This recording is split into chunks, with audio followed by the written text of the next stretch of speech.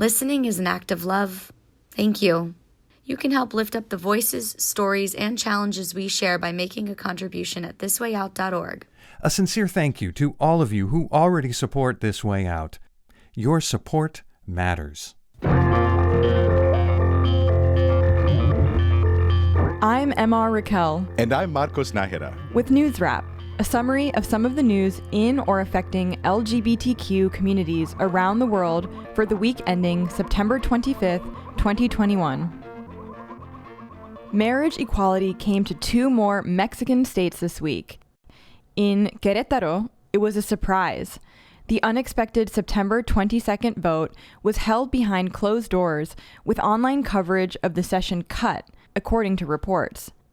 The exact tally is uncertain, 20 or 21 lawmakers in favor and 3 or 4 against. 2 or 3 apparently left the legislative chamber without voting. Querétaro is one of the country's smallest states and is located in north-central Mexico. In Sonora, marriage equality passed the state Congress the following day by a vote of 26-7. Sonora borders the southwest U.S. state of Arizona. Querétaro and Sonora became Mexico's 22nd and 23rd states to open civil marriage to same-gender couples. The Federal District of Mexico City became the nation's first marriage equality jurisdiction in December 2009. In 2015, Mexico's Supreme Court of Justice for the nation ruled that state bans on same-gender marriage were unconstitutional. The court had no power to force compliance, however, so equality must be won state by state. In Mexico's 8 remaining marriage inequality states, queer couples can still legally wed. They just have to hire costly legal help and get final approval from a federal judge. That amparo cannot be refused because of the Supreme Court ruling. On the other hand, a pair of Central American presidents has trashed marriage equality. Honduran President Juan Orlando Hernandez proclaimed it a bicentennial celebration in Tegucigalpa on September 15th. According to our Constitution, the family, marriage, motherhood, and childhood are protected against all their dangers, such as marriage between persons of the same sex, which is promoted by some, not respecting life, and wanting to install in schools that our children receive anti-values concepts such as the ideology of gender that seeks to ignore how God brings a boy and a girl into the world. In January, Congress inserted a marriage equality ban into the Honduran Constitution that requires a 75% majority to overturn. Activists responded with a lawsuit against the super ban in February. President Nayib Bukele of El Salvador firmly rejected marriage equality, euthanasia, and abortion decriminalization from the constitutional reform proposals his government plans to send to Congress. In a September 17th Facebook posting laced with capitalized emphasis, he wrote that, "I have decided to dispel any doubt not to propose any kind of reform to any items related to the right to life from the moment of conception to marriage, keeping only the original design, a man and a woman, or to euthanasia." Honduras and El Salvador are both members of the Organization of American States and subject to its judicial arm, the Inter-American Court of Human Rights. In January 2018, the court ordered all members to open civil marriage to same-gender couples if they had not already done so. However, it's a ruling with no real enforcement provisions. Recent Pride celebrations in Ukraine yielded the tale of 2 cities. The southwestern seaport city of Odessa saw ultra-nationalist neo-Nazis clash with law enforcement after the August 28th LGBTQ Pride March. About 100 queers were outnumbered 2 or 3 to 1 by members of the far-right group Tradition and Order. Police officers kept the 2 groups separated along the route and at the post-march rally. When Pride goers eventually boarded buses to leave the area, the right-wing thugs threw their tear gas canisters at the police. It turned into a melee that injured almost 30 officers and resulted in more than 50 arrests on charges ranging from violence against police to rioting and hooliganism. This year's Odessa Pride was still an improvement over 2020.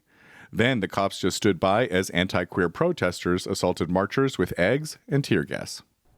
It was different in the Ukrainian capital of Kyiv. Organizers of the 10th Pride celebration there said that about 7,000 attended the Equality March on September 19th. Police guarded participants from a few hundred homophobes protesting nearby, but no violence was reported. The Eastern European nation's President Volodymyr Zelensky met with U.S. President Joe Biden in late August. Afterwards, Zelensky promised to advance LGBTQ equality, but it'll be an uphill battle. Ukraine's Eastern Orthodox Church wields considerable political power, and cultural homophobia is firmly embedded in the society. Yet another LGBTQ pride tale unfolded in the Serbian capital of Belgrade on September 18th. Queers went gaga at their annual march. Be a drag, just be a queen. Whether you're broke or evergreen, your black, white face, your descent, your Lebanese, your Orient. Meanwhile, police kept the far-right protesters away and let them burn rainbow flags in a cordoned-off area. Lesbian Prime Minister Ana Brnabic did not attend this year's festivities. She's facing increased fire for failing to advance LGBTQ rights during her tenure. Serbian law does not recognize same-gender couples, but she and her wife were allowed to adopt a child. Marchers demanded that all Serbian queer couples should at least be eligible for registered partnerships.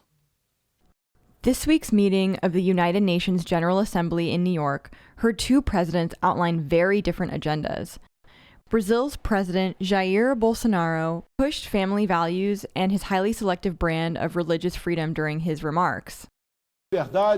Liberty is humankind's greatest asset. I call upon the entire international community to protect religious liberty and fight Christphobia. Brazil is a Christian and conservative country and has family as its foundation. May God bless us all. Thank you very much. Bolsonaro was followed by U.S. President Joe Biden, who delivered his first UN remarks in office. As we pursue diplomacy across the board, the United States will champion the democratic values that go to the very heart of who we are as a nation and a people. Freedom, equality, opportunity, and a belief in the universal rights of all people. We all must defend the rights of LGBTQI individuals so they can live and love openly without fear, whether it's Chechnya or Cameroon or anywhere. That was U.S. President Joe Biden. Finally, lots of nominated LGBTQ artists were holding their breaths as the Primetime Emmy Awards were handed out on September 19th in Los Angeles. Out actors Samira Wiley of The Handmaid's Tale, Bowen Yang and Kate McKinnon of Saturday Night Live, and Hannah Einbinder and Carl Clemens Hopkins of Hacks were all waiting. Each came away empty-handed. The third and final season of Pose had 9 nominations, including Outstanding Drama Series. There was a historic nod to MJ Rodriguez, the Television Academy's first transgender actor to be nominated for Outstanding Lead Actress in a Drama Series. Billy Porter scored a nomination for Outstanding Lead Actor in a Drama Series. In the end, Pose was 0 for 9. Out actor Jonathan Groff was part of Disney Plus's Hamilton cast, which won the Emmy for Best Variety Special. The only other queer winner of the evening was a record breaker. RuPaul added Outstanding Competition Series at the Primetime Emmys this week to the 2 Creative Arts Emmys he claimed last week for Outstanding Host of a Reality or Competition Program for RuPaul's Drag Race and Outstanding Unstructured Reality Program for RuPaul's Drag Race Untucked. That puts him ahead of cinematographer Donald A. Morgan with 11 Primetime Emmys as a person of color. RuPaul used his acceptance speech to give a primetime shout-out to queer youth. Well, thank you so much to the Academy and all of you gorgeous people here tonight, all of the people at World of Wonder, our friends at World of Wonder, and Viacom CBS, who have been so wonderful. But really, thanks to all of our lovely children on our show from around the world. You know, they are so gracious to tell their stories of courage and how to navigate this difficult life, even more difficult today. This is for you, and for you kids out there watching. You have a tribe that is waiting for you. We are waiting for you, baby. Come on to Mama Ru. Thank you so much. Thank you so much. Thank you. You better work, Mama Ru. You go, girl. Congratulations. That's NewsWrap, global queer news with attitude, for the week ending September 25th, 2021. Follow the news in your area and around the world. An informed community is a strong community. NewsWrap is written by Greg Gordon, edited by Lucia Chappelle, produced by Brian DeShazer, and brought to you by you. Help keep us in ears around the world at thiswayout.org, where you can also read the text of this newscast and much more. And you can read the transcript and listen to NewsWrap each week by subscribing to our This Way Out radio channel on YouTube. For This Way Out, I'm Marcos Nájera. Stay healthy. And I'm MR Raquel. Stay safe. This Way Out delivers LGBTQ news and culture to more than 150 local communities on radio stations around the world, and we are also a free online news service. You can choose your favorite way to listen, online or on the air, at thiswayout.org. Please sign up for our free e-newsletter, Inside This Way Out. We will respect your trust in us and make sure your personal information is never shared with others. Just send us an email at info@thiswayout.org to receive the informative and unique addition to the show. You'll be invited to join us for a more in-depth look into our stories and be encouraged to learn more about This Way Out's 3 decades of broadcast activism. We hope you choose to join us in celebration of LGBTQ history and culture. Email us at info@thiswayout.org to join the movement. We'll make sure you always know what's going on inside This Way Out.